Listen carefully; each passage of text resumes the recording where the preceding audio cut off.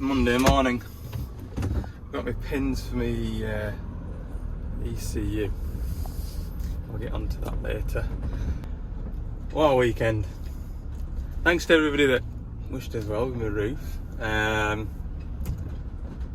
must have struck gold, got hold of a roofing fella late on Friday. Saturday morning, scaffolders were in putting scaffolding up.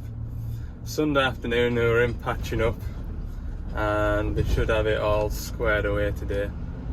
So I'm very lucky, very lucky. Also my oldest boy's 6th birthday today, bless him.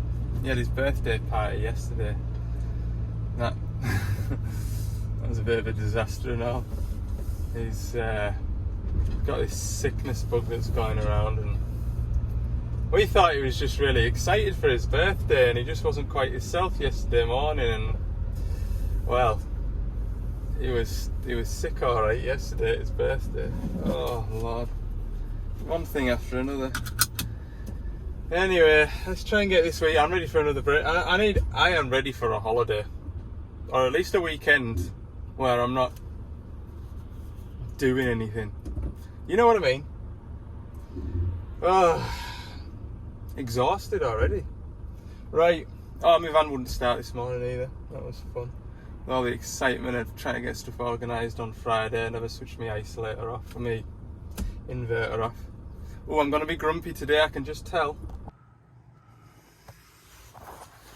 I'm not feeling it today, I'm really not. 1,000-hour service on this, I'll be done before lunch, but just zero motivation today. That happens sometimes, people. You don't have to enjoy every minute of your life, every minute of your working day. Helps when you enjoy your work the majority of the time. Today, I just can't be bothered, and I'm allowed to just feel that way. I'm allowed, it's fine. Right, yeah, it's 1,000-hour service. It's not a massive job. Just engine oil coming out of this one today. The rest is all just filter changes.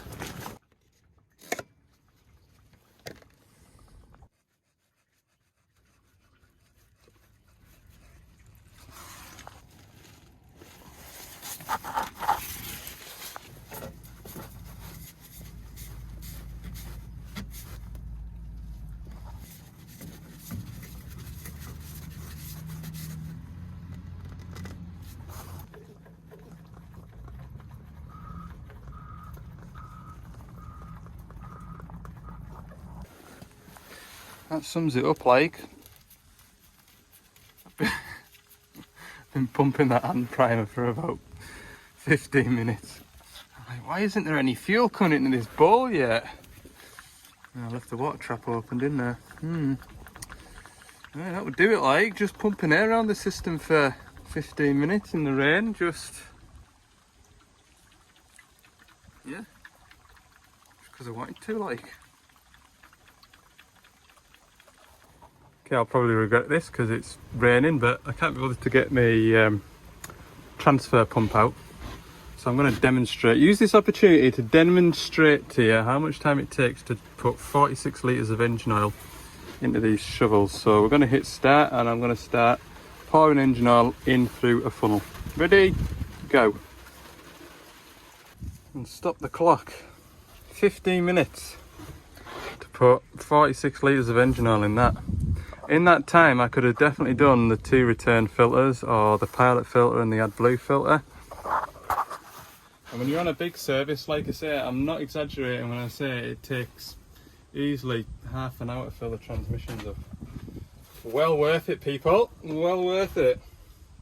Right then, I'll continue on with my exploration. We'll do the return filters. They're the worst ones to do, just because it's clarty old carry on. It's going really well, this. Just dropped my hydraulic oil sample down there. How am I going to get that back? I'll take the cab off, cab is coming off, people. You just have them Mondays, don't you, where you just think, I should just stay at home. It's maybe the mindset. It's the mindset. Come to work with that mindset, you have one of those days, don't you? I knew it. As soon as the van wouldn't start this morning, I thought, you just stay at home today. Yeah, I'll just stay at home today, eat birthday cake and just start again tomorrow. But yeah, good them little grabbers. If you haven't got one, it's a magnet as well as a grabber. You can grab stuff. Handy when you've got the belly plate on and inevitably you drop the engine oil filler cap. That often happens. So I definitely demonstrated 3 points of contact there. Don't worry, I'm alright. There we are. But the interior cab filter, all the filters done. Wonderful. I just need to scurry about underneath. I need a transmission oil sample and I need to grease the drive shafts and I'll have a square up, get rid of this and jump in the cab. There we go, we're all serviced up. I'm just going to start and run it, obviously. Right up, see? One final walk around. Start and run it, make sure you know it's leaking, obviously, before I take this boiler suit off, because it'd be my luck to start and run it. There'd be oil coming out somewhere. That'd be in my clean clothes. Ha! Right then.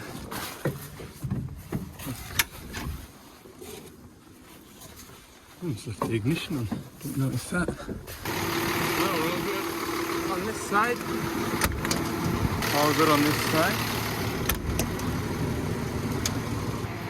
Finally, I've just been having a walk around and I've spotted these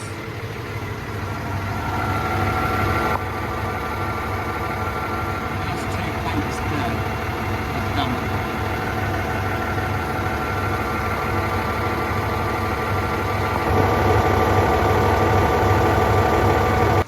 I'm pretty sure from experience those fittings aren't readily available on the shelf in most hydraulic pipe spots. So I'll get 2 of those pipes ordered up and we'll return to fit them one day soon, before they go pop. That'd be a good idea, wouldn't it? There we go, all done. Time for lunch. Told you I would be. Tell you what, I am freezing. Like, it feels colder today than it did when I was mucking around in the snow and the heavy frost. It's just cold and damp. Right, I'll have a bite of lunch before I skip on out of here. So we're back at the 140. Now, in the previous video there was a very helpful comment that suggested that I load tested the wiring, which is a very valid point. I'm not going to be able to do this one-handed. Hang on, let me get untangled and I'll talk to you about what load testing is in a minute. So although we did a continuity test from these 2 pins here, it is very right in what you're saying. You can just have a single strand of copper left in a wire, or a wire just touching if it's broken inside the coating, and it won't be enough to carry a load, but you'll still get continuity. So what we're doing here is we've got the power probe wired up to the batteries here, and we've got our test lamp at the other end, and we're going to give this wire here 25 volts right the way down it, and if we've got a good wire then it'll light the test lamp up nice and bright, which it does. That's great. It's not really. We can do the same for the wire next door once I get the probe swapped over, and that is load testing it. We're putting a load through it. If that was to light up dim or just ever so faint, then we've got a connection problem, but we really don't like.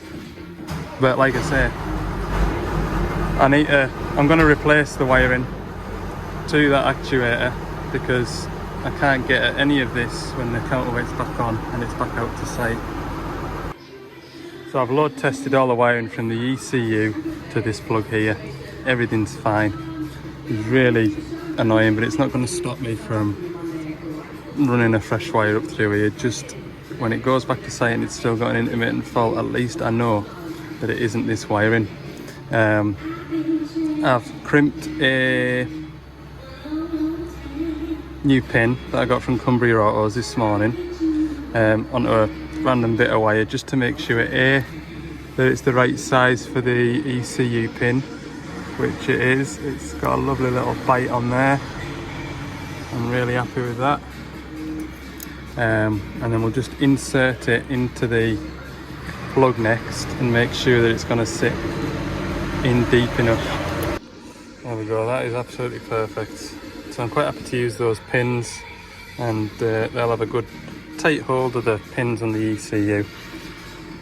I'm just going to get 2 core wire now. I'm just going to do the signal and return wires, because they're the ones I think I've got problems on. Right, that's my new ECU wires. I'm going to run it independently to this because there's a lot of stripping just to pull it out to get these off to run it up through. So I've got some conduit there that I'm going to run it out through.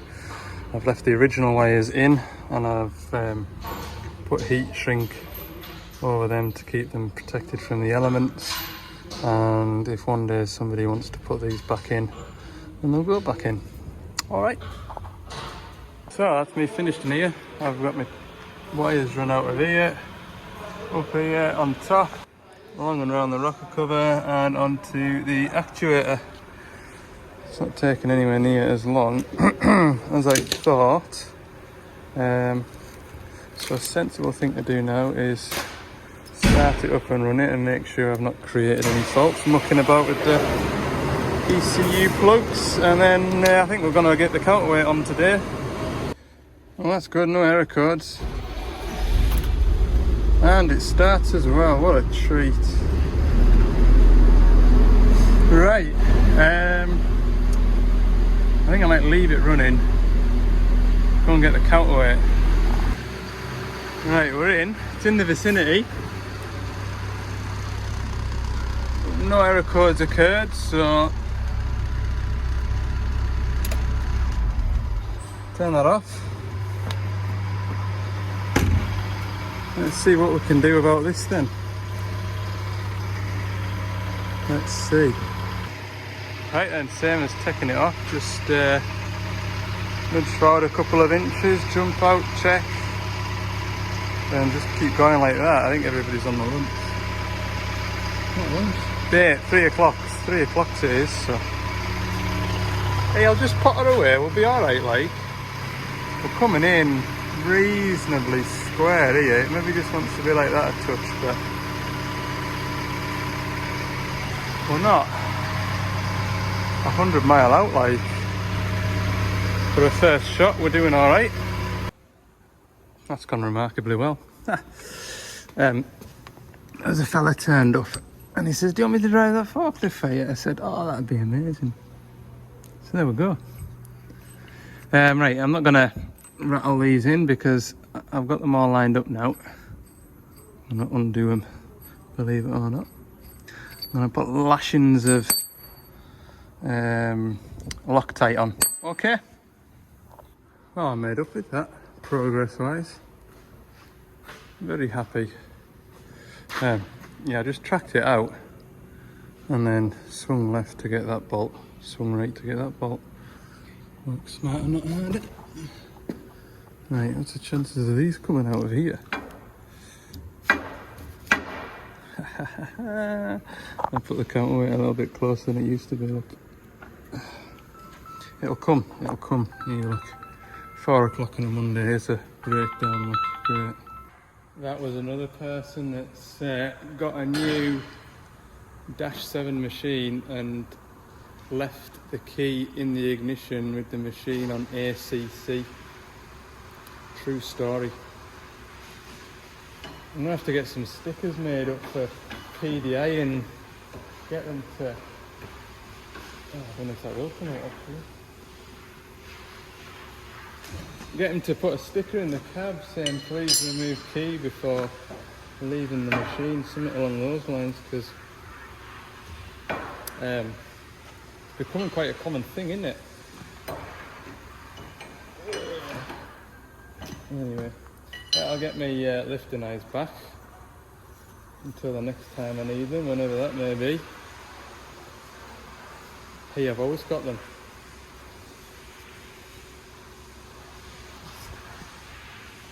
Grand job. I'm going to go and get all the covers and do it in here where it's dry and, I'm going to say warm, but there's no breeze to cool me down, so that's fine.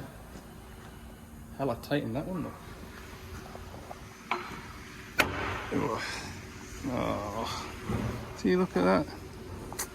Damn it. Just seen the time, and it's Milan's sixth birthday today, so I'll not have to hang around too long, so I'm loading up for tomorrow morning, and then I can get away at a decent time. So that's a good idea. You only live once, and they're only young once. Right enough, that'll only take us half an hour to finish off, but like I say, there's more important things in life. Yes. So I'll round the video up, because all I'm going to do is run over to the other side of the yard, get rid of these empty drums, and I've got some bits that you'll see in the next video anyway. So thanks for watching this one. If you enjoyed it, let me know. Click the like button. I haven't been as grumpy as I expected to be, really. Must try harder. See you in the next one.